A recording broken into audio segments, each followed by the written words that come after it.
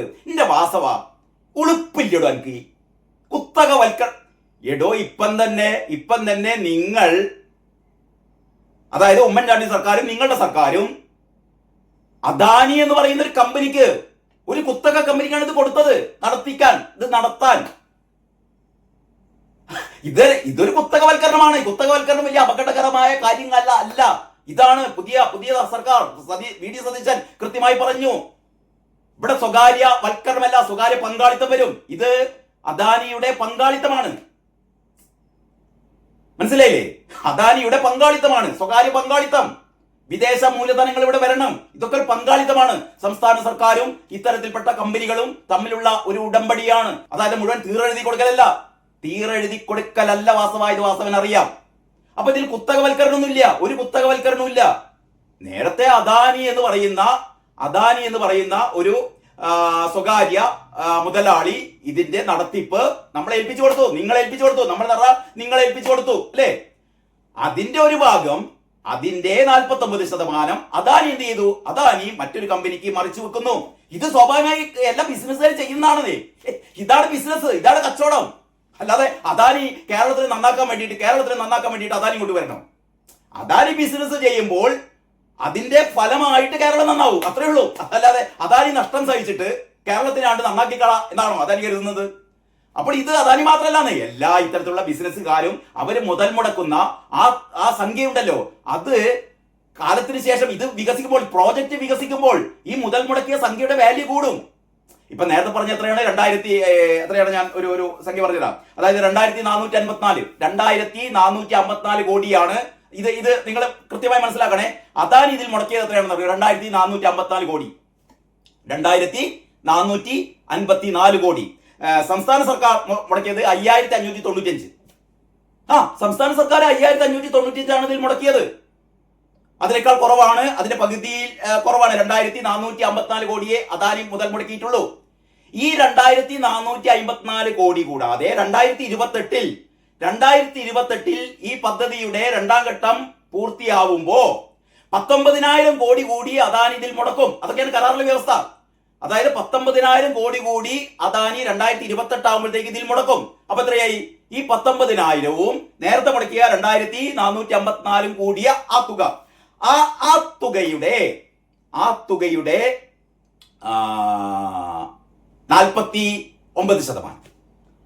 മനസ്സിലായോ? അതായത് അതിന്റെ ഒരു വാല്യുവേഷൻ എടുത്തിട്ട്, അതായത് നമ്മളൊരു പ്രോജക്റ്റിൽ പണം ഇറക്കി കഴിയുമ്പോൾ അദാനി ഇറക്കിയ 2454 എന്ന് പറയുന്ന അന്ന് അദാനി ഇറക്കിയ ആ തുക, ആ മൂലധന നിക്ഷേപം 2028 ആകുമ്പോഴത്തേക്ക് അദാനി ഇറക്കാൻ പോകുന്ന 19,000 കൂടി. അങ്ങനെ 19,000-വും ഈ പറയുന്ന 2454-ഉം ഏതാണ്ട് 22,000 കോടി രൂപ. ഈ 22,000 കോടി രൂപയുടെ, ഇതാണ് ഇതിന്റെ ഒരു മൂല്യം. ഇപ്പൊ ആ മൂല്യത്തിന്റെ 49% MSE കമ്പനിക്ക് കൊടുത്തത്. MSE കമ്പനി ഇപ്പൊ നമുക്ക് തരുന്ന ഈ 13,000 കോടി ഉണ്ടല്ലോ, ഈ 13,000 കോടി എന്ന് പറയുന്നത് ഇങ്ങനെ ഉണ്ടാകുന്ന ഈ മൂല്യത്തിന്റെ 49%. ഇപ്പൊ മനസ്സിലായില്ലേ? അപ്പൊ ഇതല്ലാതെ ഇത് പെട്ടെന്ന് ആൾക്കാർ കേൾക്കുമ്പോൾ ഈ വിഴിഞ്ഞം പോർട്ട് മുഴുവൻ അദാനിന്റെ, വിഴിഞ്ഞം പോർട്ടിന്റെ 49% കൊണ്ടിട്ടാണ്ട് ആര് പോവുകയാണ്? MSE കമ്പനിയാണ്ട് പോവുകയാണ്. ഇത്തരത്തിൽപ്പെട്ട സഹകരണമാണ് ഇന്ത്യയിലെ തന്നെ മറ്റ് 2 തുറമുഖങ്ങൾ, ഏറ്റവും പ്രധാനപ്പെട്ട മറ്റ് 2 തുറമുഖങ്ങൾ കൂടി ഇതേപോലെ പ്രവർത്തിക്കുന്നുണ്ട്. അതാ ഞാൻ പറഞ്ഞത്, ഇതിലൊന്നും അത്ഭുതമില്ല. അവിടെ നിന്ന് ഇത്തരത്തിലുള്ള രാഷ്ട്രീയ ഈ പറയുന്ന രാഷ്ട്രീയ ആരോപണങ്ങളൊന്നും ഇല്ല. അവിടെ വളരെ നൈസായിട്ട് കാര്യങ്ങൾ നടക്കുന്നു. ഇവിടെ അതല്ല. ഇവിടെ തിന്നൂല്ല തീറ്റിക്കില്ല എന്ന് പറഞ്ഞ മാതിരി ഇപ്പൊ LDF കഴിഞ്ഞ 10 കൊല്ലം ഇവർക്ക് അദാനി വലിയ ആളായിരുന്നു. അദാനി വിഴിഞ്ഞത്തെ ഇങ്ങനെ വികസിപ്പിക്കുകയാണ്. ഇതൊക്കെ ഇവരുടെ നേട്ടം. ഇവരെ കൊണ്ട് പോന്നു കഴിഞ്ഞപ്പോഴത്തേക്ക് അദാനി ശത്രു, അദാനി വലിയ അപകടകാരി, അദാനി വലിയ ചൂഷകൻ, അദാനി വലിയ കുത്തക. ഇപ്പൊ ഇവരുടെ ആശങ്ക എന്താണെന്ന് അറിയും? ഇപ്പൊ ഇവരുടെ ആശങ്ക ഈ MSE കമ്പനിക്ക് 49% ഷെയർ കൊടുത്തു കഴിഞ്ഞാൽ പിന്നെ MSEയുടെ കപ്പലുകൾ മാത്രമേ വരുള്ളൂ, MSE കുത്തകയാവുന്നതാണ്. എന്റെ വാസവത്തിൽ പറയുന്നുണ്ട്. ഈ ലേഖനം അവസാനിക്കുന്നത് ഇങ്ങനെയാണ്: വിഴിഞ്ഞം ഒരു കോമൺ യൂസർ ഫെസിലിറ്റി ആണ്. ഇതൊക്കെ കരാറിലുള്ളതാണ് വാസവ. ഇതൊക്കെ കരാറിലുണ്ട്. ഇതൊന്നും ആർക്കും ലംഘിക്കാൻ പറ്റില്ല. വിഴിഞ്ഞം ഒരു കോമൺ യൂസർ ഫെസിലിറ്റിയാണ്. എല്ലാ ആഗോള ഷിപ്പിംഗ് കമ്പനികൾക്കും തുല്യ അവകാശമാണ് ഇവിടെ വിഴിഞ്ഞത്ത്.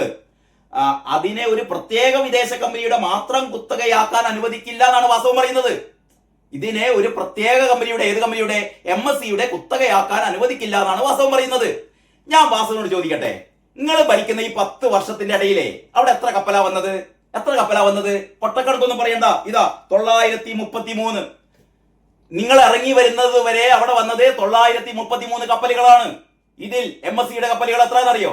928 എന്ന് പറഞ്ഞാൽ 5 എണ്ണം ഒഴികെ, 5 കപ്പലുകൾ ഒഴികെ 928 MSCയുടെ വന്നത്. എങ്ങനെ വന്നു വാസവ? എങ്ങനെ വന്നടോ? പറയടോ.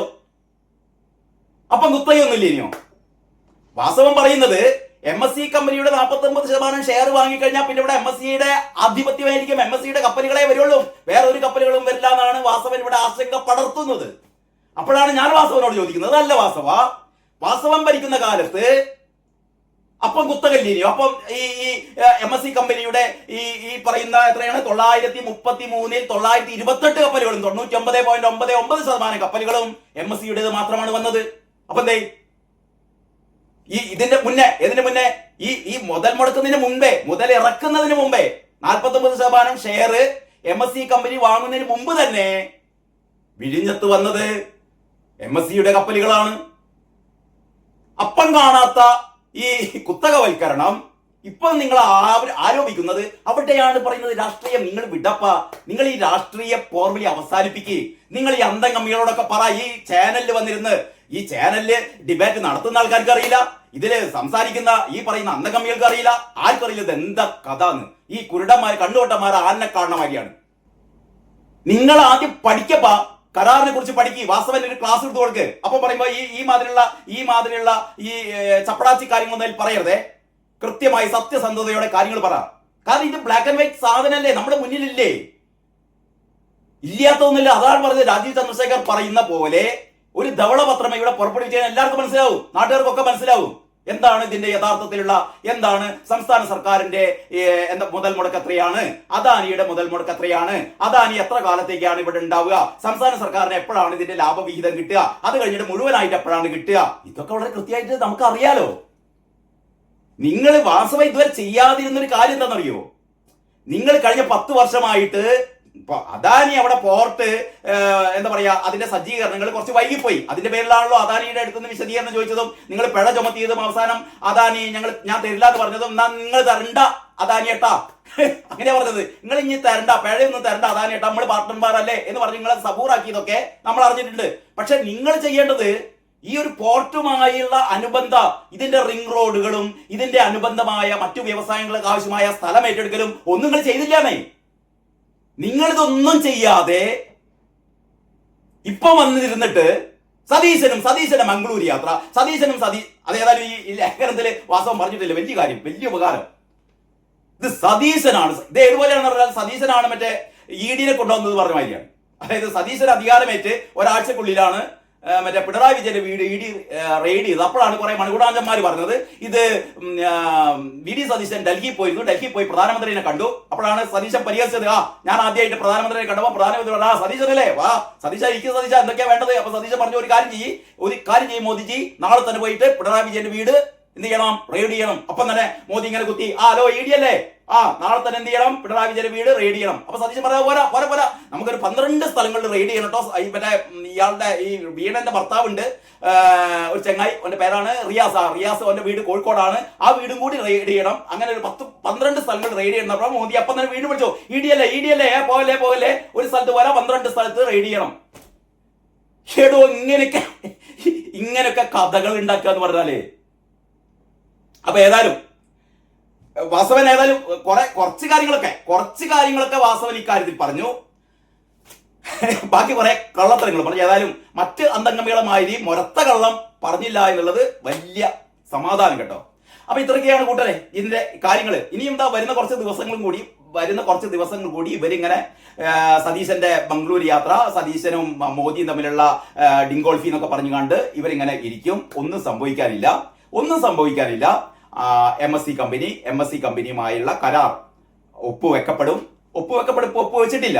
ഇതിന്റെയൊക്കെ അംഗീകാരം കിട്ടിക്കഴിഞ്ഞാൽ ഒപ്പുവെക്കും. അതല്ലാതെ കഴിഞ്ഞ ദിവസത്തെ ചർച്ചയിൽ അനിൽകുമാർ പറഞ്ഞ മാതിരി അനുവാദം കൊടുക്കരുത് MSCനോട് പൊയ്ക്കൊള്ളാൻ പറയണം, MSCനോട് പൊയ്ക്കൊള്ളാൻ പറയണം, ഇങ്ങോട്ടാ പൊയ്ക്കോട്ടെ, ഇവിടെ വേണ്ട. അങ്ങനെയൊന്നും സംഭവിക്കാൻ പോകുന്നില്ല കേട്ടോ അന്തംഗമികളെ.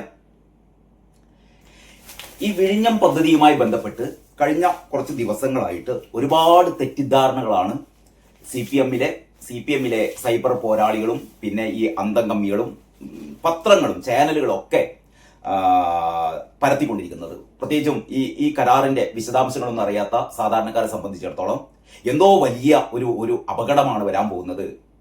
MSC എന്ന് പറയുന്ന മെഡിറ്ററേനിയൻ ഷിപ്പ് കമ്പനി എന്ന് പറയുന്ന ലോകത്തിലെ തന്നെ ഏറ്റവും കൂടുതൽ ചരക്ക് ഗതാഗതം നടത്തുന്ന അല്ലെങ്കിൽ ഷിപ്പിംഗ് മേഖലയിലെ ഭീമന്മാരായ ആ കമ്പനി കേരളത്തിൽ മുതൽ മുടക്കുന്നു, അല്ലെങ്കിൽ കേരളത്തിൽ അവരുടെ നിക്ഷേപം വരുന്നു, അദാനിയുടെ ഷെയറുകൾ അവർ വാങ്ങുന്നു എന്നൊക്കെ പറയുന്നത് ഇതിലെന്തോ വളരെ വലിയ എന്തോ ഒരു ചതി, വളരെ വലിയ അപകടം എന്നൊക്കെയാണ് ഇവരിങ്ങനെ പറഞ്ഞുകൊണ്ടിരിക്കുന്നത് കേട്ടോ. ഇന്നത്തെ കേരള കൗമുദിയുടെ എഡിറ്റോറിയൽ പേജിൽ BN വാസവന്റെ ഒരു ലേഖനമുണ്ട് കേട്ടോ. BN വാസവൻ അറിയാലോ, കഴിഞ്ഞ മന്ത്രിസഭയിലെ തുറമുഖ മന്ത്രിയായിരുന്നു BN വാസവൻ. അപ്പോൾ BN വാസവൻ എന്താണ് ഈ ലേഖനത്തിലൂടെ പറയുന്നതെന്ന് പരിശോധിക്കുകയാണ് ഞാൻ ഈ വീഡിയോയിലൂടെ ചെയ്യുന്നത് കേട്ടോ. കാരണം മറ്റ് അന്തംഗമികളിൽ നിന്ന് വിഭിന്നമായി കുറെ കൂടി ഉത്തരവാദിത്വ ബോധത്തോടെ കുറെ സത്യങ്ങൾ വാസവൻ പറയുന്നുണ്ട് കേട്ടോ. പക്ഷേ കുറെ അർദ്ധസത്യങ്ങളുമാണ്, കുറച്ച് കള്ളത്തരങ്ങളും എന്ന് പറഞ്ഞാൽ ഒരു കാൽഭാഗം കള്ളത്തരം, ഒരു കാൽഭാഗം അർദ്ധസത്യങ്ങൾ, പിന്നെ ഒരു അരഭാഗം എന്ന് പറഞ്ഞാൽ പകുതി ഭാഗം സത്യങ്ങളും. ഇത്രയുമാണ് വാസവന്റെ ഈ ലേഖനത്തിലുള്ളത്. പ്രത്യേകിച്ചും അന്തംഗമികൾ, ഇപ്പം പിണറായി വിജയൻ മുതൽ ഇങ്ങോട്ട് പിണറായി വിജയനോ അല്ലെങ്കിൽ നമ്മുടെ അപ്പം ഗോവിന്ദനോ അല്ലെങ്കിൽ സ്വരാജോ അല്ലെങ്കിൽ ഈ മാതിരിയുള്ള ഐസക്ക് പിന്നെ ഈ ചാനലിൽ വന്നിരുന്നുകാണ്ട് ഈ കരാറിനെ കുറിച്ച് ABCD അറിയാത്ത ഓരോ അന്തംഗമികൾ വന്നിരുന്നിട്ട്, ഇപ്പോൾ കഴിഞ്ഞ ദിവസം ഞാൻ പറഞ്ഞത് ഡോക്ടർ ഗോപൻ, അഡ്വക്കേറ്റ് അനിൽകുമാർ എന്നൊക്കെ പറഞ്ഞ ന്യായീകരണ കമ്മികൾ ഇവരുടെ വായി തോന്നിയ കാര്യങ്ങളൊക്കെ പറയും. എന്താണ് യഥാർത്ഥത്തിൽ ഈ ഒരു കരാറിൽ എന്താണ് അപാകത എന്ന് ഇവരാരും പറയുന്നില്ല. വളരെ കൃത്യമായി നിങ്ങൾ മനസ്സിലാക്കേണ്ടത്, ഇത് യഥാർത്ഥത്തിൽ ഉമ്മൻചാണ്ടി സർക്കാരാണ് ഈ കരാറിൽ ആദ്യമായി ഒപ്പിടുന്നത്. അതായത് അദാനിയുമായുള്ള ഈ ഒരു കരാറിൽ ഉമ്മൻചാണ്ടി സർക്കാർ ഒപ്പിടുന്നു. അത് കഴിഞ്ഞിട്ട് അതിനുശേഷം ഇതിന്റെ ഒരു സപ്ലിമെന്ററി കരാറിൽ നേരത്തെ ഉമ്മൻചാണ്ടി ഒപ്പിട്ട ആ കരാറിൽ നിന്ന് ഒരു വ്യത്യാസവും വരുത്താതെ അതിനോട് കുറച്ചുകൂടി കാര്യങ്ങളൊക്കെ കൂട്ടിച്ചേർത്തുകൊണ്ട് 2024 പിണറായി വിജയൻ ഒപ്പിട്ട മറ്റൊരു കരാർ എന്ന് പറഞ്ഞാൽ ഈ രണ്ട് അനുബന്ധ കരാറുകളാണ്. എന്ന് പറഞ്ഞാൽ LDF സർക്കാരും UDF സർക്കാരിന്റെയും അവരുടെ സംയുക്തമായ എന്താ പറയാ തീരുമാനങ്ങളാണ് അവരുടെ ഈ ഒരു കരാറിലുള്ളത്. അപ്പൊ ഇത് LDF കുറ്റപ്പെടുത്തുന്നതിൽ ഒരു കാര്യമില്ല.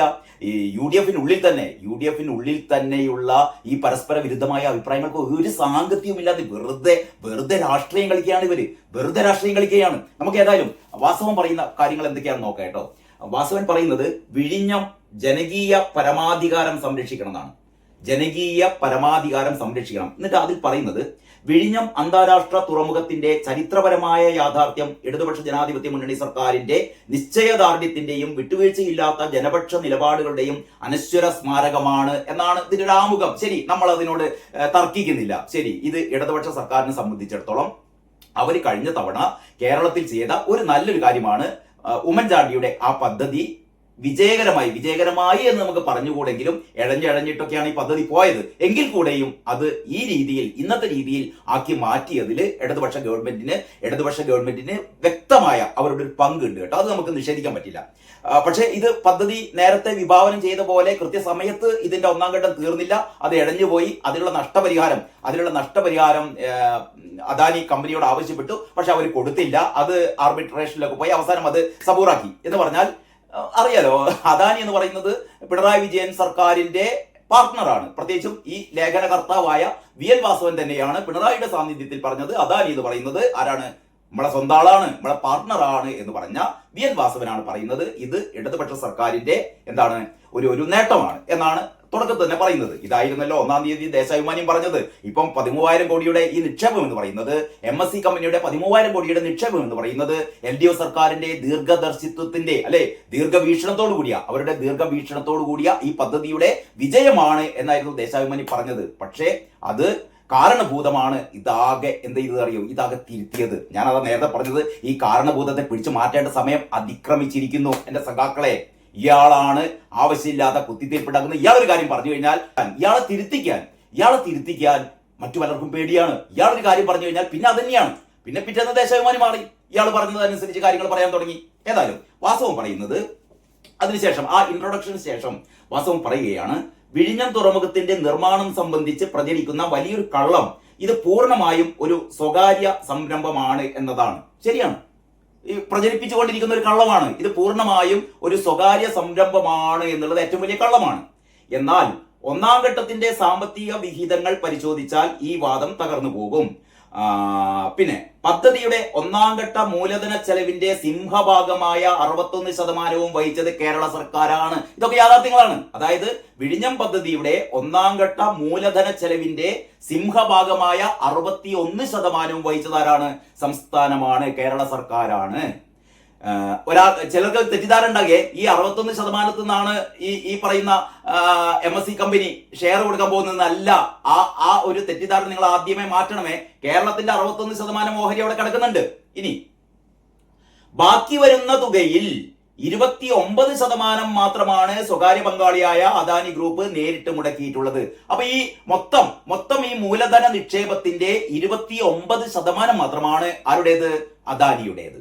അപ്പൊ ഇത്രയുമാണ് ഇതിന്റെ ഒരു ആകെയുള്ള ഒരു മൂലധന നിക്ഷേപം എന്ന് പറയുന്നത് ഈ വിഴിഞ്ഞം പോർട്ടിന്റെ. പിന്നെ പദ്ധതി DBFOT എന്ന് പറഞ്ഞാൽ design, build, finance, operate and transfer. ശ്രദ്ധിക്കണേ, എന്തൊക്കെയാണ്?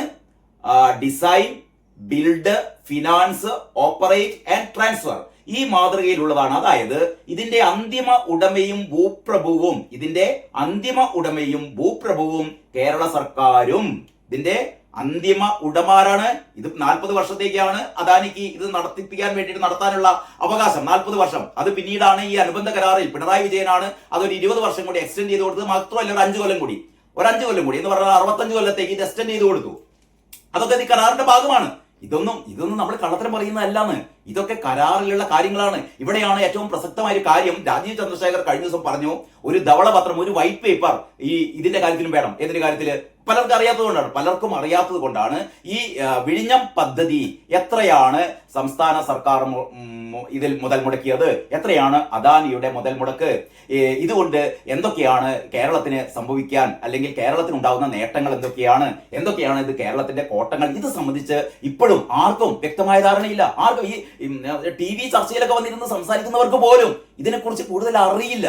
അപ്പൊ ഇത് വ്യക്തമായി എന്താണ് യഥാർത്ഥത്തിൽ ഈ വിഴിഞ്ഞം പോർട്ടിന്റെ ഉദ്ദേശ ലക്ഷ്യങ്ങളെന്നും, എന്തൊക്കെയാണ് ഇതിന്റെ സാമ്പത്തികമായ വ്യവഹാരങ്ങളെന്നും, എത്രയൊക്കെയാണ് ഇതിന്റെ മുതൽ മുടക്കെന്നും, എത്രയൊക്കെ ഇത് വിൽപ്പന നടത്താമെന്നും, ഇത്രയും കാര്യങ്ങൾ ഒരു വൈറ്റ് പേപ്പർ, ഒരു ധവളപത്രം പുറപ്പെടുവിക്കണമെന്നാണ് രാജീവ് ചന്ദ്രശേഖർ പറഞ്ഞത്. ഞാൻ വളരെ കൃത്യമായി പറയുന്നു, VD സതീശൻ സർക്കാർ ചെയ്യേണ്ടത് എത്രയും പെട്ടെന്ന് ഒരു ധവളപത്രം ഇക്കാര്യത്തിൽ വരണമെന്ന ഈ ആശയക്കുഴപ്പമൊക്കെ മാറും കേട്ടോ. കാരണം അറിയാലോ, കേരളത്തിന്റെ മറ്റേ നഷ്ടം അല്ലെ, കേരളത്തിന്റെ ഇതുവരെയുള്ള നഷ്ടം എന്ന് പറയുന്നത് 6 ലക്ഷം കോടിയാണ് എന്നൊക്കെയായിരുന്നു നേരത്തെ പറഞ്ഞത്. അവസാനം ധവളപത്രം വന്നപ്പോൾ കൃത്യമായി നമുക്ക് കണക്ക് കിട്ടി. എത്രയാണ്? 5.07 ലക്ഷം കോടിയാണ് കേരളത്തിന്റെ പൊതുകടം. ഈ 84,000 കോടി അടിയന്തരമായി കൊടുത്തു തീർക്കാനുണ്ട്. ഇതൊക്കെ വളരെ കൃത്യമായി നമുക്ക് അറിയാൻ കഴിഞ്ഞത്. പിന്നെ ഇതിലൊരു ഡിബേറ്റ് ഇല്ലല്ലോ. കാരണം ഇത് നിയമസഭയിൽ അവതരിപ്പിച്ച ധവളപത്രമാണ്. പ്രതിപക്ഷം ഇതിലൊരു മറു ധവളപത്രം കൊണ്ടുവരുന്നത് അതിന്റെ കാര്യമില്ലാന്നേ. കാരണം ഈ ധവളപത്രം എന്ന് പറയുന്നത് വളരെ കൃത്യമായ കണക്കുകളാണ്. അപ്പൊ അതേപോലെ ഈ നമ്മുടെ വിഴിഞ്ഞം പദ്ധതിയുടെ കാര്യത്തിലും ഒരു കൃത്യമായ ധവളപത്രം വേണമെന്ന് രാജീവ് ചന്ദ്രശേഖർ പറയുന്നു. അത് ഏറ്റവും സമീപ ഭാവിയിൽ തന്നെ VD സതീശൻ സർക്കാർ അത് ചെയ്യുമെന്നാണ് ഞാൻ പ്രതീക്ഷിക്കുന്നത്. ഇനി വാസവന്റെ ബാക്കിയുള്ള വാദങ്ങളിലേക്ക് കടക്കാം കേട്ടോ. ഇനി സർക്കാരിന് കീഴിലുള്ള പ്രത്യേക പർപ്പസ് വെഹിക്കിളായ, ശ്രദ്ധിക്കണേ, സർക്കാരിന് കീഴിലുള്ള പ്രത്യേക പർപ്പസ് വെഹിക്കിളായ വിഴിഞ്ഞം ഇന്റർനാഷണൽ സീപോർട്ട് ലിമിറ്റഡും മാത്രമാണ് എന്ന് പറഞ്ഞാൽ കേരള സർക്കാരും, അതായത് ഇതിന്റെ യഥാർത്ഥ ഉടമ എന്ന് പറയുന്നത് കേരള സർക്കാരും, പിന്നെ ഈ ഒരു എന്താ പറയാ, ഈ ഒരു സ്ഥാപനം, ഏത് സ്ഥാപനമാണത്? സർക്കാരിന് കീഴിലുള്ള പ്രത്യേക പർപ്പസ് വെഹിക്കിളായ വിഴിഞ്ഞം ഇന്റർനാഷണൽ സീപോർട്ട് ലിമിറ്റഡ്. അപ്പം ഈ വിഴിഞ്ഞം ഇന്റർനാഷണൽ സീപോർട്ട് ലിമിറ്റഡിന്റെ ഓഹരി അല്ല അദാനി വിൽക്കുന്നത്, അദാനിയുടെ ഓഹരിയാണ് കേട്ടോ. അപ്പൊ അത് തെറ്റിദ്ധാരണ പാടില്ല. ഇനി അദാനി ഗ്രൂപ്പ് വെറും 40 വർഷത്തെ നടത്തിപ്പിൽ പങ്കാളി മാത്രമാണെന്നാണ് വാസവൻ പറയുന്നത്. അവിടെയാണ് ഒരു അർത്ഥ സത്യം. 40 വർഷം എന്നുള്ളത് ഉമ്മൻചാണ്ടി ഒപ്പിട്ട കരാറിലാണ് 40 വർഷം. അത് 20 വർഷം കൂടി എക്സ്റ്റെൻഡ് ചെയ്ത് കൊടുക്കാം. മാത്രമല്ല ഈ പദ്ധതി വൈകിയത് കൊണ്ട് ഒരു 5 വർഷം കൂടി എക്സ്റ്റൻഷൻ കൂടി പിണറായി സർക്കാർ ഏർപ്പെടുത്തി കൊടുത്തിരുന്നു. ഇത് പറഞ്ഞാൽ 40 അല്ല 65 വർഷമാണ്. ഇനി സുതാര്യതയ്ക്ക് മേലുള്ള കടന്നുകയറ്റം എന്ന് വാസവൻ ഒരു സബ് ടൈറ്റിൽ കൊടുത്തിട്ടുണ്ട്. അതിന് താഴെ പറയുന്നു, പൊതുജനങ്ങളുടെ പണം കൊണ്ട് നിർമ്മിച്ച ഈ മഹത്തായ ജനകീയ നേട്ടത്തെ അട്ടിമറിക്കാൻ കോർപ്പറേറ്റ് തലപ്പത്ത് ഗൂഢമായ നീക്കങ്ങൾ നടക്കുന്നു എന്നതിന്റെ തെളിവാണ് കഴിഞ്ഞ ജൂൺ 29 പുറത്തു വന്ന പുതിയ ബിസിനസ് പ്രപ്പോസൽ. ഇവിടെയും വാസവൻ ഒരു അർദ്ധസത്യം പറയുകയാണ്. 29 പുറത്തു വന്ന പ്രപ്പോസൽ അല്ല ഇത്. യഥാർത്ഥത്തിൽ അദാനി കമ്പനി അവരുടെ കൃത്യമായ മാനദണ്ഡം അനുസരിച്ച്, അദാനിയുടെ മാനദണ്ഡമല്ല, രാജ്യത്ത് നമ്മൾ മനസ്സിലാക്കേണ്ടത് ഇത് ആദ്യമായിട്ടൊരു സംഭവമൊന്നുമല്ല. ആദ്യമായിട്ട് ഇത്തരത്തിൽപ്പെട്ട ഇവിടുത്തെ ഒരു പ്രൈവറ്റ് സെക്ടർ, അതായത് അദാനി പോലുള്ള ഒരു കമ്പനി ആദ്യമായിട്ടൊരു തുറമുഖം ഏറ്റെടുത്ത് നടത്തുന്നത് ഇന്ത്യയിൽ ആദ്യമായിട്ടല്ല. ഒരുപാട് തുറമുഖങ്ങൾ അങ്ങനെ നടത്തുന്നുണ്ട്. ഇതേപോലുള്ള ഒരു ബഹുരാഷ്ട്ര കമ്പനി മുതലിറക്കുന്നതും ഇന്ത്യയിൽ ആദ്യമായിട്ടല്ല. ഇതിനൊക്കെ വ്യക്തമായ മാനദണ്ഡങ്ങൾ ഇന്ത്യ മഹാരാജ്യത്തുണ്ട്. അതാണ് അദാനി ഒരു കൂസലുമില്ലാതെ അദാനി ഈ കാര്യങ്ങളൊക്കെ അതിൻ്റെതായ രീതിയിൽ ചെയ്യുന്നുണ്ട്.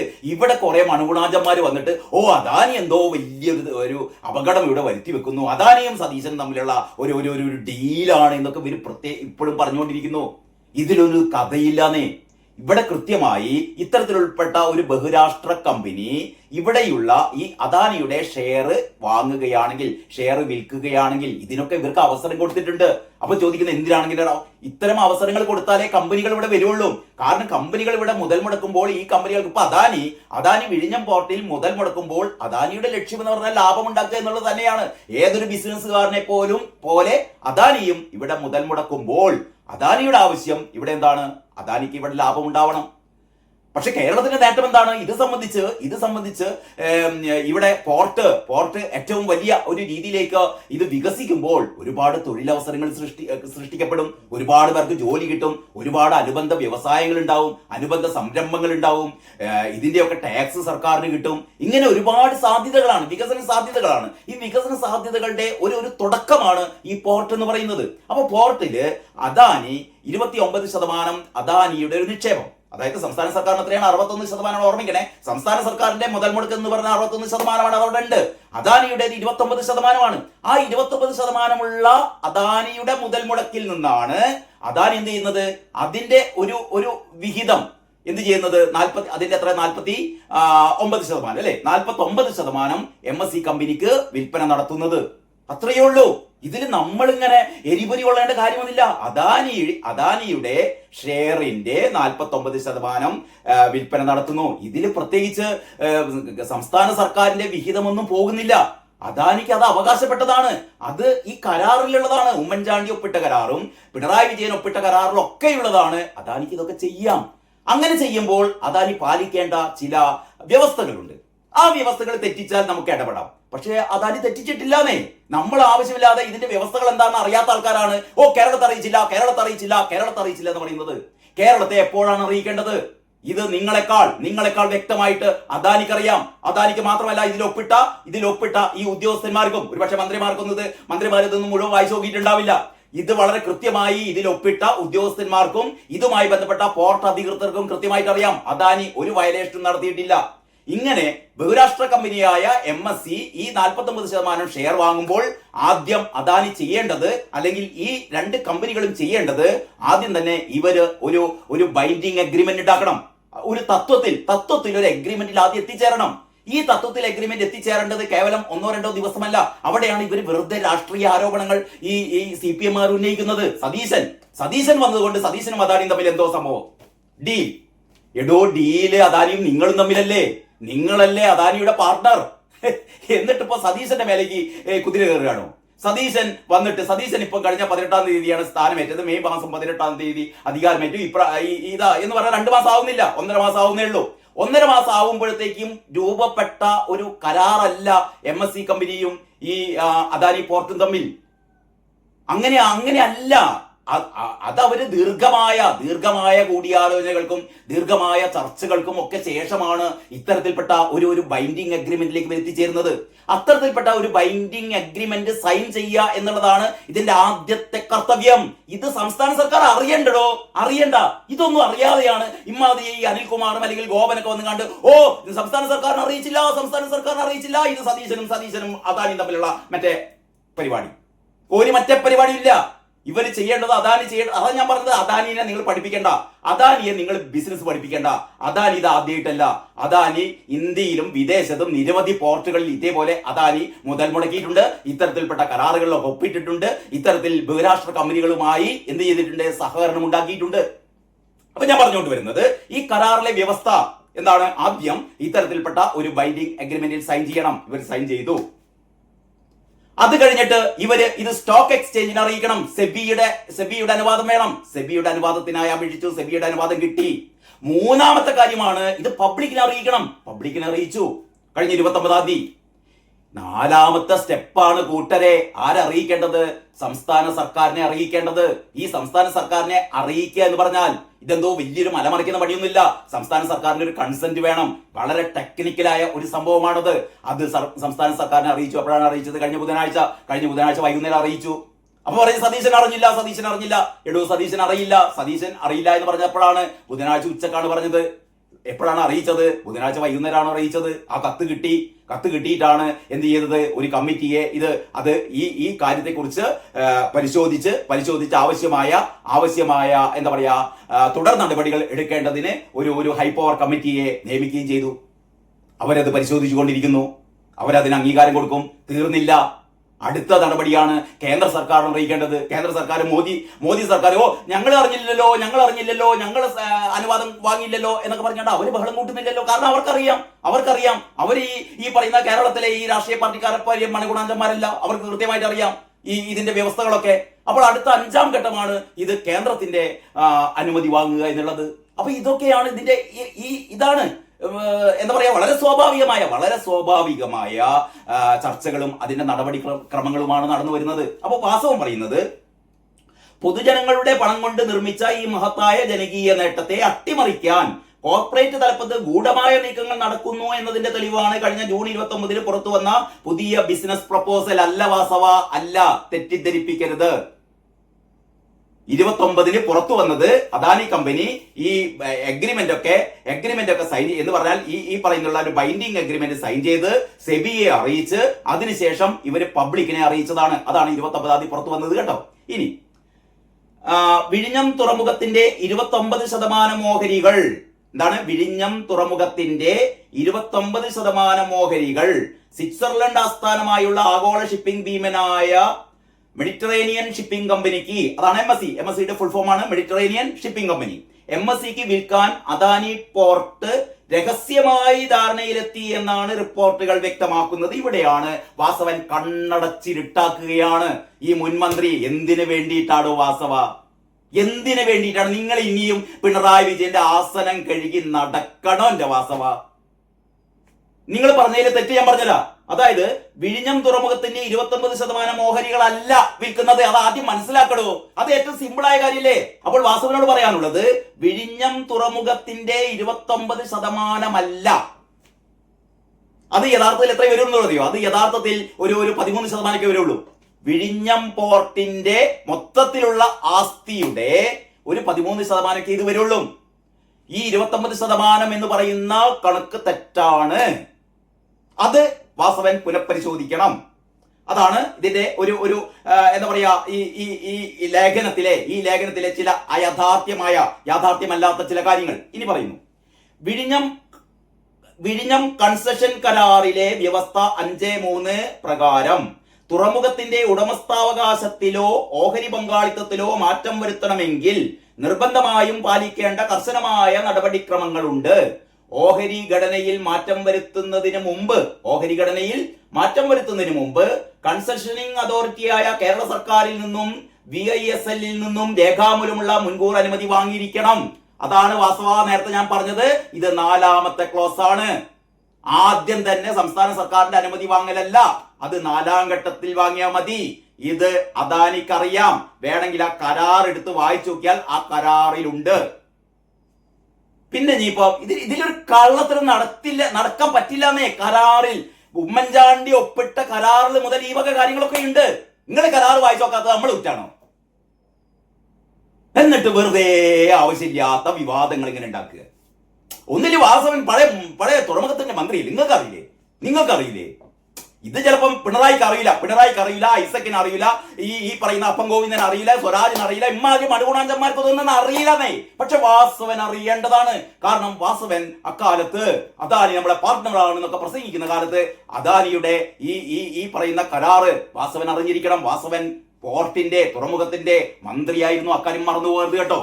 ഇനി സാധാരണ കമ്പനി നിയമപ്രകാരം 75% ഓഹരികൾ മാറുമ്പോഴാണ് ഉടമസ്ഥാവകാശ മാറ്റം വരുന്നതെങ്കിൽ വിഴിഞ്ഞം കരാർ പ്രകാരം ഈ പരിധി 25%. ഈ 13% വിറ്റിട്ടുള്ളൂ. 13% മാത്രമേ ഓഹരി കൈമാറിയിട്ടുള്ളൂ. അതായത് നിങ്ങൾക്ക് കൺഫ്യൂഷൻ ഉണ്ടാവട്ടെ. അതായത് അദാനിയുടെ ഓഹരിയുടെ 49%, അദാനിയുടെ ഓഹരിയുടെ 49% വിൽക്കുന്നത്. ഈ മൊത്തം പോർട്ടിന്റെ ആസ്തിയുടെ എത്ര ശതമാനമേ ഉള്ളൂ? 19% ഉള്ളൂ. അതായത് ഇവിടെ പറയുന്ന പോലെ 25% കടന്നു പോയിട്ടൊന്നുമില്ല, 29% എത്തിയിട്ടൊന്നുമില്ല. ഇതില് ഓണർഷിപ്പിന്റെ ഒരു പ്രശ്നവും ഇതിൽ ഉത്ഭവിക്കുന്നില്ല. അദാനി ഗ്രൂപ്പ് ഇവിടെ 29% ഓഹരികളാണ് മാറ്റാൻ ശ്രമിക്കുന്നത് എന്നുള്ളത് വാസവന്റെ ഒരു തെറ്റായ പരാമർശമാണ്. ഇത് ശരിയല്ലത്. ഇനി ഇത് കരാർ പരിധിയായ 25% മുകളിലുള്ള കൃത്യമായ നിയമലംഘനമാണെന്ന് പറയുന്നത്. ഒരു നിയമലംഘനവുമില്ല. ഓണർഷിപ്പ് മാറുന്നില്ല. പിന്നെ ഒരു അന്താരാഷ്ട്ര വിദേശ കമ്പനി രാജ്യത്തിന്റെ തന്ത്രപ്രധാനമായ ഒരു അതിർത്തി തുറമുഖത്തേക്ക് പ്രവേശിക്കുമ്പോൾ അനിവാര്യമായ ദേശീയ സുരക്ഷാ അനുമതി, കുത്തകവൽക്കരണ വിരുദ്ധത എന്നിവ സംസ്ഥാന സർക്കാരും ബന്ധപ്പെട്ട ഏജൻസികളും കർശനമായി പരിശോധിക്കേണ്ടതുണ്ട്. ഇത് പരിശോധിക്കേണ്ടത് ദേശീയ സുരക്ഷയുമായി ബന്ധപ്പെട്ട കാര്യങ്ങളൊക്കെ അതാണ് കേന്ദ്ര സർക്കാരിന്റെ അനുമതി. അത് കേന്ദ്ര സർക്കാർ കൊടുത്തോളും. അതിൽ വാസവൻ ബേജാറാവണ്ട. പിന്നെ ഇതിൽ കുത്തകവൽക്കരണ പറയുന്നത്. എന്റെ വാസവ ഉളുപ്പില്ലടോ എനിക്ക്